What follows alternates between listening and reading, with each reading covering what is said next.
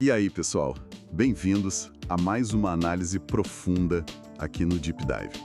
Hoje, a gente já começa com uma frase que, assim, chega meio que chutando a porta, sabe? Todo mundo tem acesso aos processos de seus clientes. Pá! Direto e reto, né? Essa é a isca que o André Medeiros, sócio lá na Advoco Brasil, joga num artigo que, olha, dá o que pensar. E essa frase já coloca na mesa uma tensão, né? Uma tensão bem real no mundo jurídico hoje. Porque, bom, a gente teve toda aquela movimentação de digitalização do judiciário, né? Uma iniciativa super importante do CNJ, o Conselho Nacional de Justiça. Buscando mais transparência, mais acesso. Em teoria, era para qualquer cidadão poder consultar processos não sigilosos online, né? Exato. Parecia o futuro chegando, acesso fácil, tudo ali, na palma da mão. Só que aí entra em cena a tal da inteligência artificial. E o que era para ser solução, de repente vira meio que um fantasma, assim. Começou uma onda de preocupação, quase um pânico, né? Sobre como a IA poderia, sei lá, expor dados sensíveis de clientes que estão nesses processos públicos. Pois é. Como assim, né? O que era para ser abertura, de repente vira essa ameaça. Fica meio esquisito isso. É justamente esse aparente paradoxo que o André Medeiros ataca no artigo que a gente vai, assim, destrinchar hoje aqui no Deep Dive. Ele basicamente diz, opa, calma lá, será que o vilão dessa história é mesmo a IA, fuçando em dado público? Ou será que a gente está olhando para o lado errado, sabe? Enquanto o verdadeiro perigo mora em outro lugar. A nossa missão aqui é justamente entender essa linha de raciocínio dele, do Medeiros, e ver se faz sentido. Interessante. Então ele não compra essa narrativa de que a IA é a grande culpada pela exposição dos dados dos processos. Como é que ele argumenta isso? Porque vamos combinar, a ideia de um robô lendo tudo, cruzando informação, dá um certo calafrio, né? Dá sim. Mas o Medeiros sugere que essa narrativa virou quase um preconceito dito e repetido a toda voz, sabe? Essa noção de que a IA, por si só, ao analisar dados que já são públicos, Que já estão lá, né? que ela cria um risco inédito e incontrolável. Ele acha que o debate ficou polarizado demais. De um lado, um medo quase irracional da tecnologia, e do outro, uma confiança talvez um pouco ingênua nas papeladas, nos contratos, nas leis de proteção de dados. Ele critica esses muros invisíveis que impedem uma discussão mais pragmática, talvez. Entendi. Ele meio que joga um balde de água fria, dizendo, pessoal, acordem, o problema talvez não seja esse que vocês estão pensando. E ele usa umas perguntas bem diretas para sacudir a gente, né? Tipo, se os dados dos processos não sigilosos já são públicos por definição, que confidencialidade mágica é essa que a gente acha que a IA está quebrando? Exato. Onde que estava essa proteção toda antes da IA aparecer na conversa? Pois é. E ele continua cutucando, né? E aquela montanha de informação sensível que já circula fora dos sistemas supostamente seguros dos escritórios? Tipo, e-mail trocado sem criptografia. Nossa. Discussão de caso rolando solta no WhatsApp. Videochamada em plataforma de terceiro. Quem garante a segurança disso tudo, gente? A gente confia em servidor que nem sabe direito onde fica. É um ponto muito válido. Quer dizer, a gente fica ali morrendo de medo da IA além de um processo público, mas manda estratégia de defesa inteira pelo Zap sem nem piscar. Faz sentido a provocação dele. Faz muito sentido. E ele menciona também o uso informal da IA pelos próprios advogados, né? Isso achei interessante. Sim, ele afirma que muitos advogados já usam ferramentas de IA no dia a dia, talvez até sem perceber direito ou sem chamar por esse nome. Para pesquisa, para rascunhar texto, enfim. Ok. Aí vem a pergunta dele. Se o uso informal já acontece, por que essa resistência toda em adotar soluções de IA de forma institucional? Sabe, com protocolo, com segurança pensada, parece uma inconsistência, né? É uma baita inconsistência. E tem a outra ponta disso que ele levanta. As mesmas Big Techs, né? Cujas plataformas a gente já usa para tudo. Para e-mail, para documento, para conversa, muitas vezes confidencial, são as mesmíssimas que oferecem as ferramentas de IA. Exatamente. Então, por que confiar nos servidores de e-mail delas, mas desconfiar tanto das ferramentas de IA que rodam, tipo, na mesma infraestrutura? Parece uma lógica meio torta, né? Totalmente. É essa a contradição que eles põem. E isso leva ao que ele chama de falácia da confiança delegada. A gente confia naquele contrato gigante que ninguém lê, né? Aqueles termos de serviço. Isso, nos contratos com as multinacionais, achando que aquilo ali garante segurança. Mas a gente esquece completamente dos elos fracos dessa cadeia toda. Tipo quem? Os subcontratados dessas empresas, a localização física dos data centers, que pode ser em qualquer lugar, os desenvolvedores remotos e, claro, o próprio usuário final, né? Que muitas vezes é a maior vulnerabilidade de todas. Ou seja, aquela sensação de segurança que um contrato ou uma política de privacidade dá, pode ser na prática meio que uma ilusão, né? A gente delega a confiança, mas não tem controle real sobre a ponta. Exatamente. E é aí que o Medeiros crava o ponto central do argumento dele, que eu acho genial. O risco crítico, o perigo real, imediato e muitas vezes ignorado, não está na IA vasculhando dado que por lei já é público nos tribunais. Onde está então? O perigo real está nos próprios profissionais, que, às vezes, por desconhecimento, por pressa ou por falta de ferramenta adequada mesmo, acabam fazendo o quê? Alimentando IAs genéricas, tipo um chat GPT público da vida, com informação confidencial do cliente. Nossa Senhora. Ou pior, continuam usando o canal que todo mundo sabe que é inseguro, tipo e-mail comum, sem criptografia nenhuma, ou mensageiro instantâneo, para discutir estratégia, dado sigiloso. Então a separação é fundamental aqui. Uma coisa é a IA processar e analisar o que já está disponível para qualquer um consultar lá no sistema do judiciário, certo? Outra coisa completamente diferente é o advogado, sem querer, acabar vazando para uma IA genérica ou para um canal inseguro aquilo que deveria estar trancado a 7 chaves dentro do escritório. A fala, então, seria mais humana e de processo do que da tecnologia em si nesse caso. Perfeito. É exatamente essa distinção crucial que o Medeiros faz. O problema não é a tecnologia acessando o que é público por natureza. É a falha humana, a falha de processo na proteção daquilo que é privado e confidencial. Tem que ter clareza sobre o que já nasceu público e o que precisa, porque precisa ser mantido em sigilo absoluto. E garantir que as ferramentas e as práticas do dia a dia reflitam isso. Entendi. Isso explica porque ele acha que é um erro da narrativa atual ficar culpando a IA como a grande vilã da história. Ela não seria a origem do problema, mas talvez um catalisador. Um espelho que mostra o que já estava ali. Isso, exatamente. Na visão dele, a IA, quando aplicada nesses dados processuais públicos, só fez o favor de escancarar o óbvio, sabe? Mas numa escala que a gente nunca viu antes. Tá. Ela demonstrou que aquela informação que sempre esteve lá, pública, acessível, pode sim gerar insights bem sensíveis quando você analisa em volume e com inteligência. A IA não criou a vulnerabilidade da publicidade dos atos processuais. Ela só jogou um holofote gigante nas consequências dessa publicidade na era dos dados. Entendi. Quer dizer, a tecnologia não inventou a transparência, mas ela turbinou e muito a capacidade de extrair significado e, potencialmente, riscos dessa transparência. Perfeito. E isso muda completamente a pergunta que realmente importa, né? Não é mais só, quem pode acessar esses dados? A questão crucial, como o Medeiros coloca muito bem, passa a ser: o que pode ser inferido desse acesso massivo e inteligente? É essa capacidade de derivar conhecimento, de identificar padrão, de prever comportamento a partir dessa massa de dados públicos que transforma o cenário todo. Imagino que ele dê exemplos concretos desse tal custo invisível da transparência irrestrita, como ele chama. Quais seriam esses efeitos na prática que já estão rolando por aí? Sim, ele cita exemplos bem palpáveis que já são realidade. Primeiro, as legal techs ou law techs, né? Que já oferecem serviço de varredura constante nos tribunais. Elas não só coletam os dados...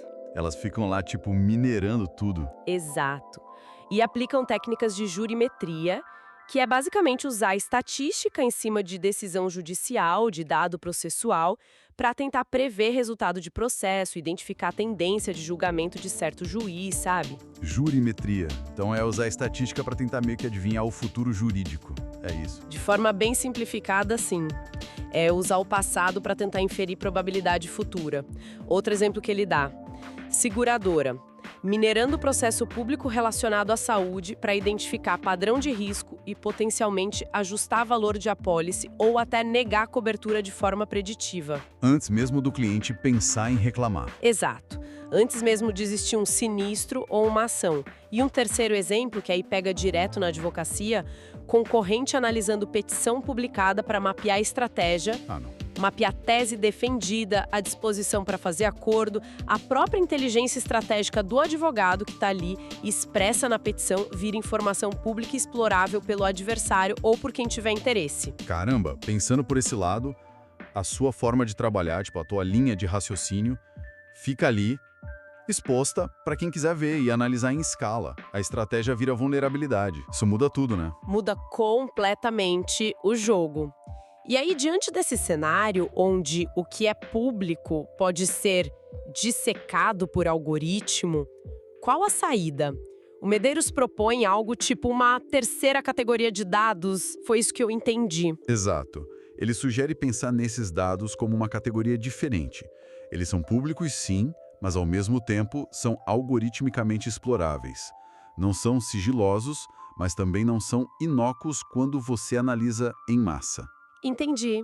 E reconhecer essa categoria exige, segundo ele, mudanças bem significativas na forma como a advocacia opera hoje. Que tipo de mudança ele está sugerindo? Porque fechar tudo de novo não parece ser a resposta, né? Não, de jeito nenhum. A ideia não é retroceder na transparência, de forma alguma, mas sim adaptar as práticas. Primeiro, na própria redação das peças processuais. Como assim? Ele defende petições mais enxutas, mais objetivas, sabe? Focadas no essencial. Porque cada informação extra, cada detalhe que não é estritamente necessário para a defesa do direito ali, vira munição para essas análises de IA.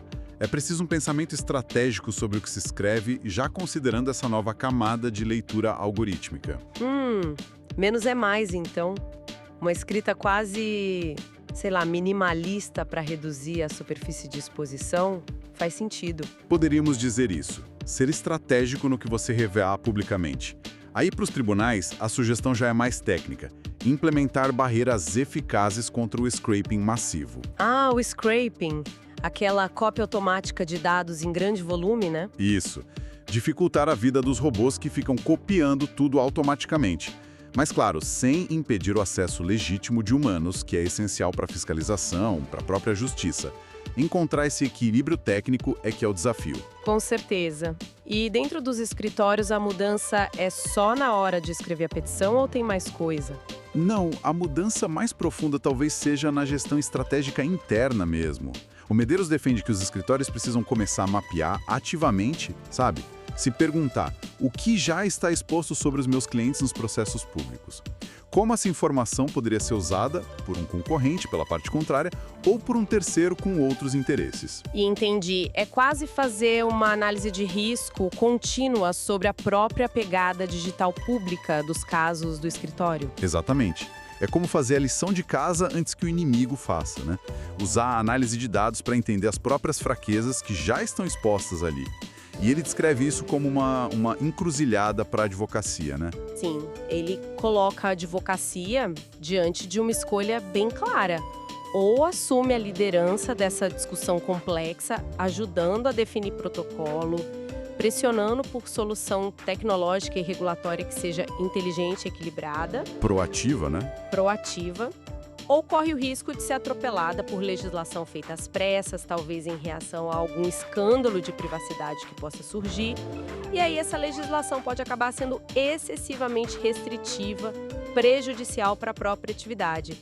A frase dele é forte: transparência inteligente exige advocacia inteligente. Boa frase. Se os advogados não forem protagonistas dessa adaptação, outros vão ser. Alguém vai definir as regras do jogo. E no fim das contas, o gargalo maior para essa adaptação não seria nem a tecnologia em si, mas a cabeça das pessoas. A mentalidade. Essa é a conclusão que ele chega e eu concordo muito. O desafio fundamental não é comprar o software certo e entender de algoritmo. É um desafio mental.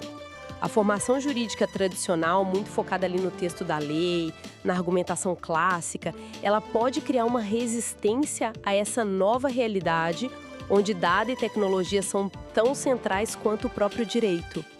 O problema real, insistindo no ponto principal do Medeiros, não é a IA lendo o diário oficial, isso é só consequência da publicidade que já existe. O problema é a falta de preparo, de cultura de segurança, de infraestrutura adequada dentro dos escritórios para lidar com essa inevitabilidade da análise de dados públicos e, mais ainda, a negligência contínua com os dados que deveriam ser absolutamente confidenciais.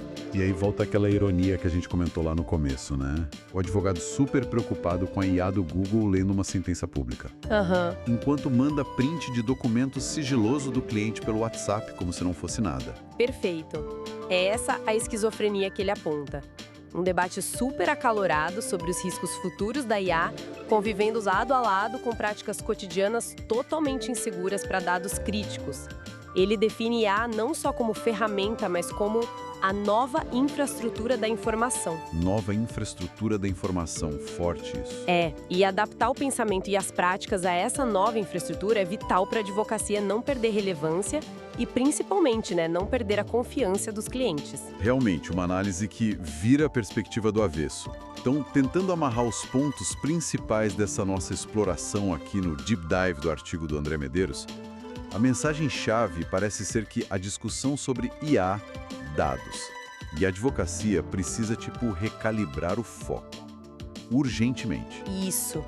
Menos pânico sobre a IA acessando o que já nasceu público, porque isso, já é uma realidade decorrente da lei, e muito mais atenção e, principalmente, ação sobre como gerenciar estrategicamente essa realidade. E o que isso significa na prática? Significa, por um lado, ser mais inteligente sobre o que se torna público, lembra das petições mais estratégicas. E, por outro lado, e talvez o mais importante de tudo, ser absolutamente rigoroso com a proteção dos dados realmente confidenciais. Aqueles que nunca, jamais deveriam sair do controle do escritório, mas que, infelizmente, muitas vezes vazam por práticas inadequadas do dia a dia. Entendi. A adaptação necessária, então, vai muito além de só adotar uma nova tecnologia. Envolve repensar o processo, estratégia e, principalmente, a mentalidade sobre segurança e informação no escritório. Sem dúvida nenhuma, é uma transformação que é estratégica, é cultural e que usa a tecnologia como meio, claro, mas não como um fim em si mesma. Excelente. Bom, para a gente finalizar, como a gente sempre faz, fica aquela provocação para continuar a reflexão depois que a gente desligar os microfones aqui. O que você deixaria no ar hoje, pensando em tudo isso que a gente conversou? Olha, baseado nessa análise super interessante do Medeiros, uma questão que fica martelando aqui é a seguinte: se a análise de dados públicos em larga escala é uma realidade inescapável e, como a gente viu nos exemplos dele, pode ser usada contra os clientes, por concorrente, por seguradora, etc., será que não nasce aí para os escritórios uma nova responsabilidade ou, no mínimo, uma imensa oportunidade estratégica de desenvolver a capacidade de fazer essa mesma análise, só que para fins defensivos? Como assim? Uma espécie de contra-espionagem digital usando IA para se defender? Não no sentido pejorativo de espionar o outro, sabe? Mas no sentido de uma defesa analítica proativa. Usar as mesmas ferramentas de IA e análise de dados para entender antes de qualquer outra pessoa quais são as suas próprias vulnerabilidades expostas ali nos dados públicos. Ah, entendi. Olhar para dentro. Exato. O que a análise massiva dos seus processos públicos pode revelar sobre as suas estratégias, sobre os padrões dos seus clientes, sobre os seus pontos fracos. como essa capacidade de autoanálise em escala, usando IA, pode fortalecer a posição do escritório do cliente, indo muito além de só escrever uma peça mais curta. Nossa. É pensar na análise de dados não só como uma ameaça externa, mas como uma ferramenta indispensável de autoconhecimento e de defesa estratégica interna. Fascinante usar o veneno, entre aspas, como parte do antídoto. Entender como você é visto pela IA para poder se proteger melhor ou até para poder mudar a estratégia antes que alguém explore aquilo. Realmente isso dá muito pano para manga. Exato, leva a gestão estratégica de informação para um outro patamar, né? Bem mais sofisticado. Muito bom. Fica claríssimo que essa conversa sobre inteligência artificial, essa avalanche de dados e o futuro da advocacia está só começando. Foi um prazer mergulhar nesse artigo denso e super provocativo do André Medeiros contigo. O prazer foi meu. Sempre bom debater essas questões. Agradecemos a companhia de todos neste Deep Dive e até a próxima.